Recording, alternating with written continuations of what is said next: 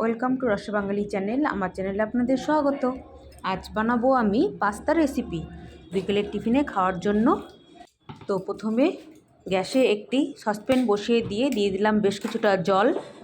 এখন জলটা বেশ একটু ফুটে গেলে দিয়ে দিব পাস্তা।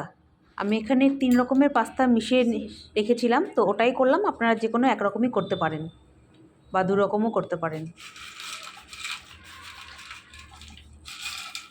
এখানে আমি 1 বাটি পাস্তা নিয়েছি, আর 1 বাটি পাস্তার জন্য যা যা লাগবে আমি সেভাবে করছি, একদম ঘরোয়া পদ্ধতিতে। কোনো রকম মশলা দিব না, কিছুই এক্সট্রা করব না। তো পাস্তাটা প্রথমে ভালো করে সেদ্ধ করে নিচ্ছি।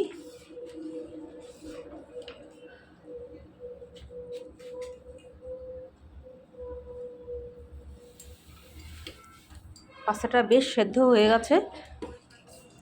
এখন গ্যাস থেকে নামিয়ে জল ঝরিয়ে রাখবো। আর এই পাস্তা কিন্তু খুব বেশি ধোয়ারও প্রয়োজন পড়বে না, একবার খালি জলের থেকে নামালেই হয়ে যায়।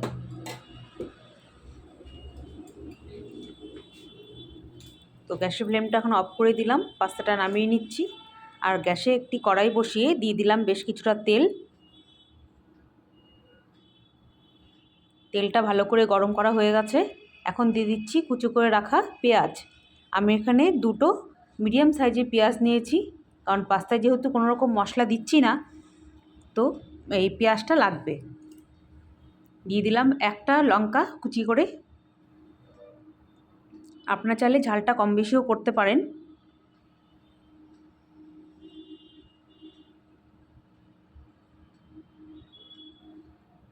পেঁয়াজটা বেশ লালচে করে ভাজা হয়ে গেছে। এখন দিয়ে দিব টমেটো। যেটুকু মশলা এই টমেটোতেই হবে। এখন টমেটোটা বেশ ভালো করে একটু নেড়েচেড়ে সেদ্ধ করে নিব। এখনকার টমেটো কিন্তু ভাজতে ভাজতেই গলে যায়, তো এই টমেটোতেই যেটুকু মশলা দেখা যাবে আর কি।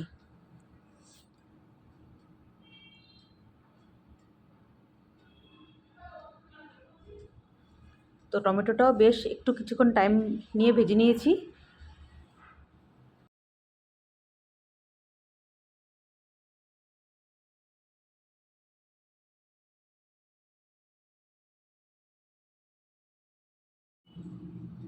টমেটোটা বেশ একটু নরম হয়ে আসছে।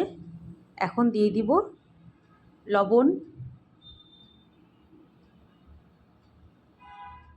আন্দাজ করে লবণ দিয়ে দিচ্ছি।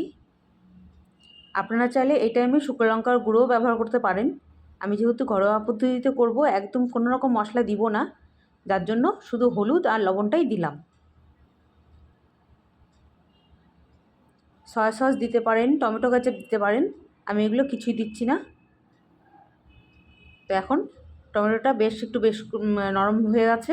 এখন দিয়ে দিলাম পাস্তাটা দিয়ে খুব ভালো করে একটু নেড়েচেড়ে মিশিয়ে নিচ্ছি, ভেজে নিচ্ছি। খুব ভালো করে মেশানো হয়ে গেছে। এখন আমি দিয়ে দিব 1 চামচ টমেটো কেচাপ, খুব বেশি দিব না।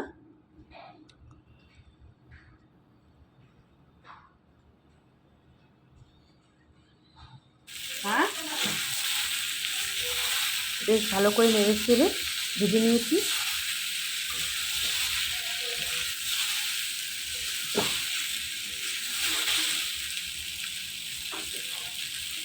এখন দিয়ে দিব একদম 1 চামচ টমেটো কেচাপ, খুব বেশি দিব না।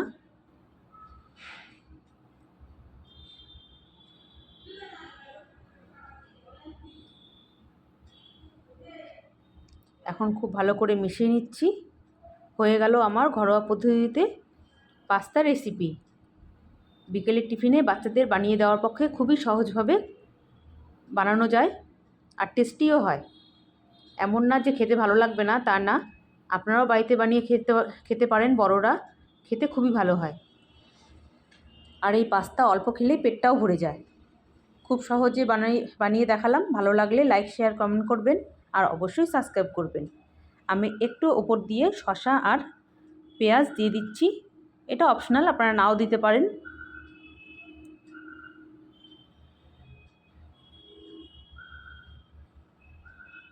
পাস্তা যে কোনোভাবেই কিন্তু বানিয়ে খাওয়া যায়, আর খুবই সহজভাবে হয়ে যায়, খুবই তাড়াতাড়ি। খুব বেশি টাইমও লাগে না, বেশি হাঙ্গামাও করা দরকার পড়ে না। যে এটা লাগবে ওটা লাগবে, ওরকম কিছু না। দেখুন কত সুন্দরভাবে হয়ে গেল আমার পাস্তা রেসিপি। তো দেখা হবে নতুন আবার অন্য কোনো ভিডিওর সঙ্গে।